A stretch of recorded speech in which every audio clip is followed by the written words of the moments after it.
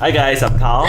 I'm Audrey, and we are back here again today for the next burning question, which is, why should brands even invest in branded content? Since, it's just purely for awareness. It doesn't mean that it's going to have any conversion value. Yeah. So, Interesting question, right? it is, and it's a very big question because ultimately it goes back to the core of, in today's digital economy, when you go on social media, you are bombarded by ads everywhere. Exactly. And there is just so much going on that people are just filtering out everything. So one of the biggest reasons of why brands choose to partner platforms like ours is because we really cut through the clutter and we really get to a massive audience that cares about what we say, and they come back every day and they trust us that we are not going to hard sell them. We're not going to throw something in their face and retarget them like for the next 2 weeks and piss them off. So what they really like about this is you kind of bring out your message. It's really subtle, and if you do it well, conversions actually happen.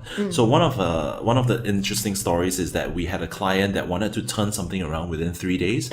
And they wanted this digital video that we would launch to actually drive footfall to a physical event, and people were very, very skeptical about working with us.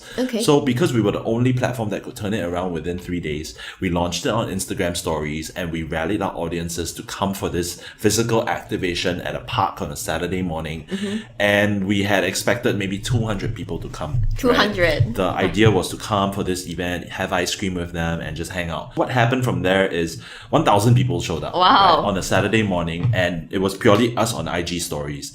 And seeing that, sort of metric on IG translate to 1,000 people on a Saturday morning shows a lot of what we call brand affinity, where they care enough about our cast members, our messaging, about our brand, that they actually trust us to come for the event because they believe that will bring them value. So that actually smashed a lot of expectations and a lot of sort of misconceptions towards branded content, that it actually works even for physical footfall, especially with a brand that people trust.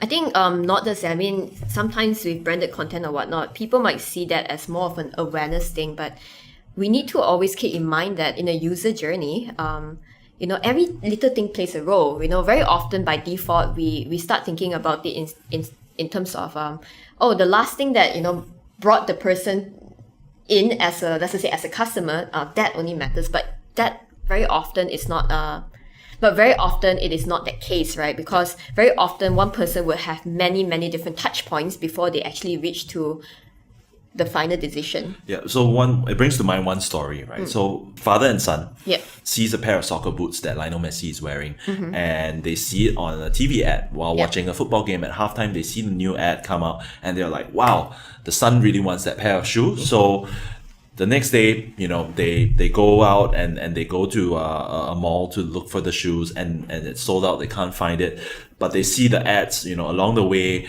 along the highway, at bus stops. They see the ads, and the son is like, wow, I really, really want that pair of shoes, but they can't find it there. So what happens there is, maybe on the way back home, son is scrolling through and they see that ad coming up with an influencer or branded piece that's up there, and goes like, yep, I really, really want this, that. The moment we get home, let's buy it online. So the father goes online. When they reach home, they go online and they Google Adidas Lionel Messi boots. An ad pops up on Google. They click through on that ad and they actually convert and buy those shoes, right? But if you think about that story and the user journey behind it, attribution was only given towards that click through and the last action taken. But that journey for the users began with the TV ad that was then on above the line ads along the way, down to branded content on Instagram that the kids saw, but only attributed to the last mile click on Google.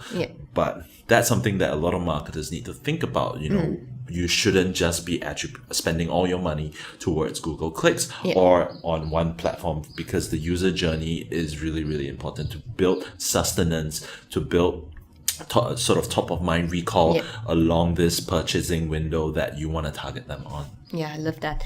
I think, well, guys, if you guys are not too familiar with what is attribution, very often by default, people look at it from the last click point of view, as mentioned, but you all should start looking into other different attribution models as well. For example, there are certain things what we call a linear attribution, where they will actually give the same amount of attribution or contribution to all the different platforms within a certain period of time. And that is one way for you to best know if a campaign works or not. Even though it seemed to be an awareness campaign and you can't really tell, some people will say, we won't be able to tell if it's working or not because it's purely awareness and everyone needs to see that. But you can actually do that these days, right? With technology, all these things are trackable. So keep a lookout for that. Do you have anything else to add? I think as technology develops, to your point, a lot of marketers really want to know, is it really working for me? Yeah. What's going on inside people's minds, right? How is that actually going to drive intent to actually convert? And I think as AI, machine learning gets more developed, that's really an area for marketers to focus on. And I'm excited to what companies will be up in the next couple of years in that field. That's great. All right, guys. I think that's pretty much it. So if you guys have more questions, do drop us at Next Digital Marketing Lab, where we will be talking to digital marketers, experts, entrepreneurs, businessmen, and tap into their insights on how they do marketing and how they run their business. See you there.